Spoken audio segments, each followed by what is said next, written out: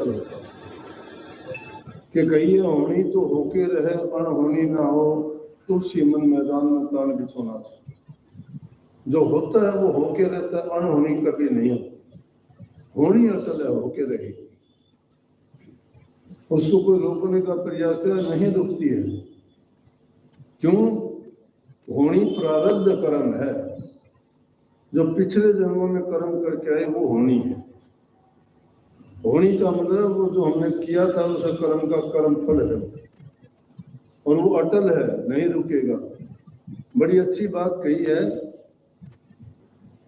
कही है कि होनी कहते प्रारब्ध नू इसनों नहीं मिटांदे क्यों, जो दारू होंदी होनी दे तो रामचंद्र पर जांदे क्यों, सीता सतवंती नू पढ़ के चोरी रावण ले जांदे क्यों, बड़ा सियाना राज युधिष्ठिर जुआ दुष्ट खिलांदे क्यों, कोई इलाज होंदा कर लेंदे ऐसे दुबड़े सहांदे क्यों, बड़ा सियाना राजा हरिश्चंद्र और कितने दुख उठांदे क्यों उनको दुख उठाने पड़े।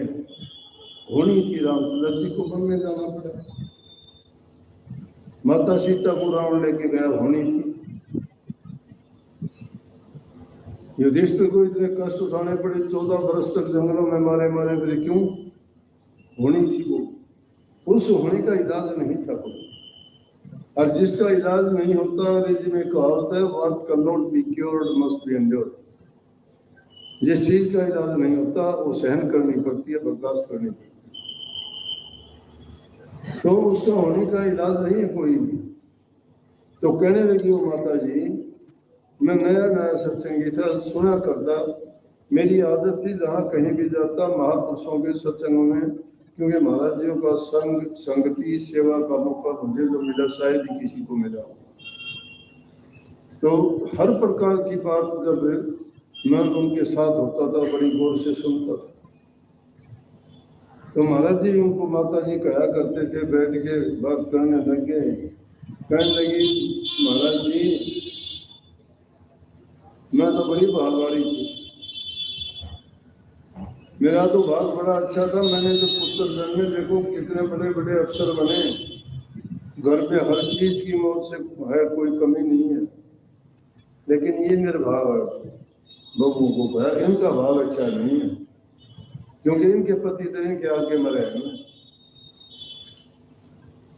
मेरा तो मन तो बहुत ऊंचा भाव था, मैंने ऐसे ऐसे पैदा कर दिए। वही शब्द अभी कबीर साहब को आपने सुना ना, चेतावनी दी है, कितनी सुंदर चेतावनी दी, क्या कही है, या नर दे बंदे फिर ना मिले। सोच के देखो,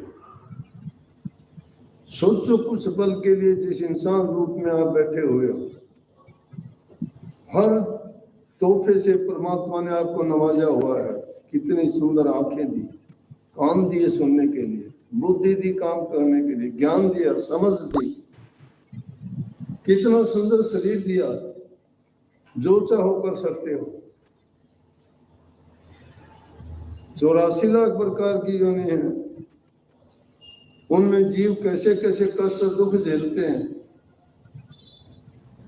लेकिन इंसान जो चाहे वो कर सकता है। वो मजबूर हैं, उनके जो है वो भोग भूमि है, कर्म भूमि नहीं है। कर्म भूमि तो इंसान को मिली है। इंसान को ये कब मिली? पिछले जन्मों के बहुत शुभ कर्मों के परिणाम से। कोई भाग ऊंचा था इसलिए हमें इंसान का चोला मिला। एक नहीं, कितने जन्मों के अच्छे कर्म इकट्ठे हुए होंगे, जब कहीं 84 लाख में ये योनियों में जीव चक्कर काट लेता है, जब इंसान का चोला मिलता है इसको मुश्किल से। और उस मुश्किल से हम नहीं जानते मुश्किल है कि आसान है, हम आसान सोचते हैं। देवी देवताओं से भी जाके पूछो, वो देवता लोग भी यही प्रार्थना प्रभु से करते हैं कि मालिक हमें एक बार इंसान बना दो। वो भी भोग भूमियां हैं, उनको भी कष्ट और दुख है, लेकिन वो मजबूर है, वो उसी हालत में रहेंगे। परंतु इंसान मजबूर नहीं है। इंसान करनी करके इस जीवन में इस जन्म मरण के बंधन से छुटकारा पा सकता है। तो इस इंसान के जीवन के बारे में बताए कि कितनी नादानी, कितनी नासमझी और कितनी मूर्खता की बात है कि इंसान को इतना सुंदर शरीर मिलने के बाद में गाफिल हो गया, अहंकार आ जाता है इंसान को। किसी को कोई अहंकार है, किसी को कोई अहंकार है, वो अहंकार 2 दिन का है, पता नहीं कब चला जाएगा। देखते देखते वो चला गया। अगर उसकी कोई अच्छी बात थी क्या रही, वो लेके गया साथ, या बुरी बात थी लेके गया साथ, गया। कर्म जो किया वो अच्छा किया तो अच्छा मिलेगा, बुरा किया तो बुरा मिलेगा। तो इंसान को कहा कि सोच समझ के काम कर। अब तो सोच समझ के चाले भैया, भूल में बनी सो बनी, वो गलती में इंसान से होती है। लेकिन जानबूझ के जो इंसान जानता है और फिर आंखें बंद करके कह दे कि मैं तो आंख बंद करके चलूंगा तो ठोकर लगेगी। सारी चीजें हैं उसकी, आंखें हैं, कान है, टांग है, चलता है, बुद्धि विवेक विचार है, सारे काम हैं, लेकिन फिर भी जब जानबूझ के कोई कुएं में पड़ेगा उसको कौन निकालेगा। नर जानत सब बात जानत ही ओगण करे, कहे कि कुशलात हाथ दीप ले कुएं पड़े। इंसान सब बातों को जानता है जो करता है कि मैं जो करता हूं ये सही नहीं है। अगर कोई कर्म करते हो तो करते हो, सोच लिया करो कि तू जो कर्म करता है ये तेरा सही है या गलत है।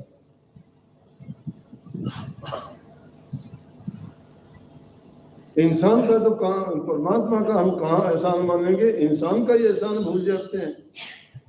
अगर इंसान किसी की भलाई करता है तो इंसान उससे दुश्मनी कर लेगा, उसको ये नहीं सोचेगा तेरा हित किया था, तेरा भला किया था, तेरी सहायता मदद की थी।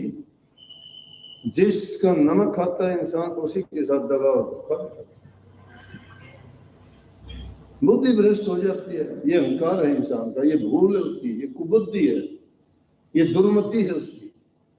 ये दुर्मति जब इंसान में है तो फिर कहता है तू, अरे इंसान ये शरीर तुझे दोबारा नहीं मिलना। शरीर का अहंकार करता है, धन का अहंकार करता है, रूप का अहंकार करता है, शरीर के ताकत का करता है, बड़े ऊंचे परिवार का करता है। ये 2 दिन का सपना है, बिछड़ते हुए देर नहीं लगेगी। किस चीज का अहंकार है? यहाँ बड़े बड़े आए, सब के सब चले गए, उनको कोई पूछने वाला भी नहीं है। लेकिन हाँ, जीते जी जिस इंसान ने नेक कर्म किए, इस समाज में रह के लोगों के ऊपर हित भलाई के कार्य किए, दूसरे दुखी जीवों की सहायता और मदद की, उसने अपने हृदय को शुद्ध और पवित्र बनाया और उसके साथ साथ प्रभु के नाम का सुमरण अभ्यास और ध्यान किया, वो लोग संसार से हंसते हुए गए। उनका परिणाम सामने है, हंसते हुए गए तो उनकी गति हो गई। और एक आदमी ने सारी जिंदगी खोटे मंदे कर्म किए, धोखाधड़ी की, छल कपट बेईमानियां की, लोगों के दिल दुखाए उल्टे सीधे काम करके। लेकिन हमारी दुर्बुद्धि है, हम अपने बारे में नहीं दूसरे के बारे में ज्यादा सोचते हैं, अपना नहीं सोचते मेरी हालात क्या है। हम दुखी इसलिए नहीं है कि हमें कष्ट है, हम दुखी इसलिए है कि दूसरा सुखी क्यों है। दूसरे को सुखी नहीं देखना चाहता। मैं कहता हूं कि तुम दूसरे का भला किया करो, तुम्हारा भला तो अपने आप हो जाएगा। तुम दूसरे की मदद किया करो, प्रभु तुम्हारी मदद करने को खुद आ जाएगा। लेकिन तुम बीज ऐसा बोल रहे हो कि जिसके कारण तुम्हारी दूसरा क्या मदद करेगा, तुम खुद ही अपनी जड़ कटने वाले खुद इंसान। 9-10 मास जब गर्भ में रहा तब हालात का पता है क्या, इस जीव की हालत क्या थी। अब दोबारा से उस हालत में इस जीव को डाल दिया जाए तो इसको पता लग जाए। लेकिन महापुरुषों ने, संतों ने अपनी दिव्य दृष्टि से इस इंसान के जीवन को सारा जान दिया।